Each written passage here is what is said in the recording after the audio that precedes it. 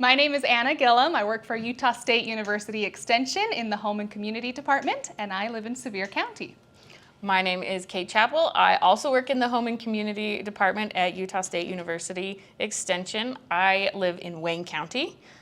Today we're going to demonstrate how to put carrots in a dehydrator, which works for pretty much every vegetable, but we had carrots.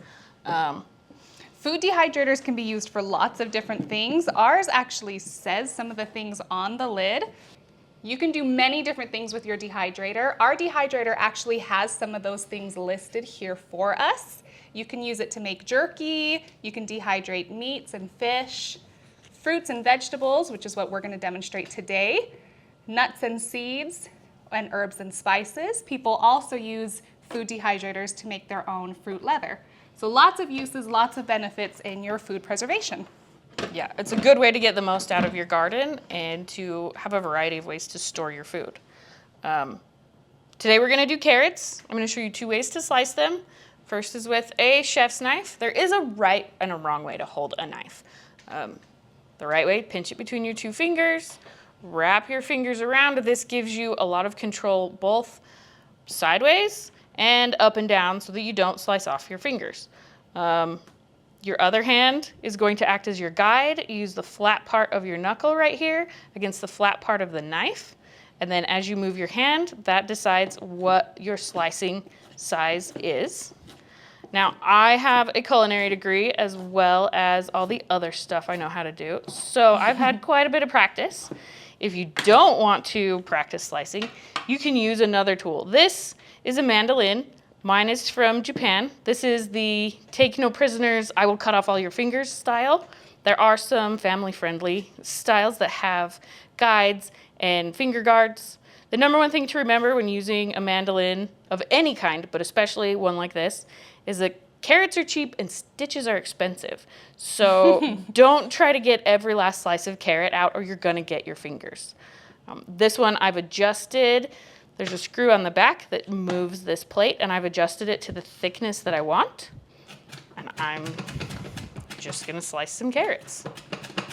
Mandolins definitely speed up the process if you're trying to get a lot done. Yeah. So we got a lot of slices. They're all the same size. And once you've sliced all your carrots, you can line them up in your dehydrator, turn it on, and the next day you'll have dried carrots for any kind of recipe or even just a snack that you want. So we sliced all our carrots. I left some because, like I said, I don't want to slice my fingers off with the mandolin. So this one, you take the top off, and each of these rings just has a, what's the word? Mesh tray. Yeah, mesh. And we're gonna line our carrots up in it. You don't want them to overlap. You want the warm air to be able to get to each carrot. What it's going to do is dry out all of the moisture in the carrot, and it's gonna leave all of the nutrition in there. This makes it easy to store, easy to rehydrate. You can add them to soups, you can add them to salads.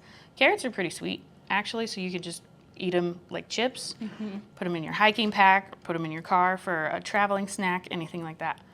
Dehydrators are customizable as well. You can buy extra trays and stack them higher, or if you're only doing something quick, you can remove trays and do a smaller batch of food. So you might not need all of them. Oftentimes dehydrators will come with different inserts you can use for the different food you want to dehydrate, or you can purchase them. This one is a finer mesh, and these just go right on top of the trays. But this would be good for herbs and different spices that you want to dehydrate that might fall through this tray, but wouldn't fall through this one. This one is solid. I've used these both to make fruit leather, just like a raspberry or strawberry banana puree, put it on here, let it dry out so that my kids can eat snacks and I'm not wasting food that I bought that's maybe not getting eaten in the fridge. Maybe pasta sauces. Yeah, you do pasta sauce. I've also used it to sprout seeds. So I've made sunflower sprouts and alfalfa sprouts, like for salad or sandwich. Yum. And then you can just grow them fresh yourself. And there's instructions on how to use these, usually with the dehydrator. Yes. Sometimes you can find them online. Follow your recipes, follow your instructions, but that's what those are used for. So today we're just doing the single tray of carrots. And so we have it, there's no overlapping, lots of even spacing. So there's room for the hot air to move through all of our vegetables. Just kidding. Just kidding. There. Okay. Now I it's fixed it. there. You just set the lid on top. For ours, you set it to the right degree that it requires. So our fruits and vegetables are at 135 degrees Fahrenheit. So we turn it to 135 degrees. Different dehydrators might look different on top. This one doesn't have an on switch, so we're gonna plug it in. We just plug it in. And away it goes. Oh, why is it always the wrong direction when you try to plug it in? There it goes, and you can hear it has started its process. Carrots take around 6 to 10 hours. So we're gonna let this run, and we'll come back and see what we have as our results. When we did these, we had some pretty thin carrot slices, and as you can see, as it dried, they slipped through the cracks. So next time, if we're gonna do thin carrot slices in the dehydrator, we're gonna use this because they don't fall through. But they still dried just fine. Yeah. We have the product that we wanted. Now that we have gathered all of our carrot crisps, our dehydrated carrots, we're gonna talk about how you can preserve this for a long time. Now, if I'm gonna use these in a recipe right away, it's just fine to throw them in a Ziploc bag and be ready to use them either today or tomorrow or later this week. But if I wanna keep them for a long time and keep them safe and dehydrated, I'm gonna do the next level up in storing my vegetables. So we have a vacuum sealer. And you can vacuum seal just about anything you can think of. They come with bags that have a smooth side and a rough side, and they have a heat press in here so that you can seal the edges. The great thing about these is you can make custom sized bags. So if you only need to store a little bit, you can make a small bag or a big bag. You can make long skinny bags if you need to. These work really well because the vacuum part removes all of the oxygen, which is one of the required components of bacteria ruining your food. So if we can take away the oxygen, we limit bacteria's ability to ruin your food. Okay, we've put our dehydrated carrots into our bag. We've spread them out. The reason we're gonna store these this way is Anna wants to keep them for a while. She doesn't know when she's gonna use them again, but she didn't wanna waste the carrots. So we're gonna put them in our machine.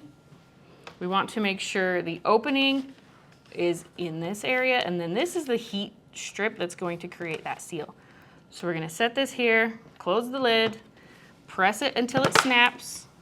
On this one, the lights will blink if it's not snapped correctly. So we want it to vacuum at a normal speed. We want it to seal dry. We don't have moist food, right? We took all that time to dehydrate it. Woo! So it's sucking out all the air, all the oxygen, and then it's gonna seal it off for us. You can also seal fresh carrots.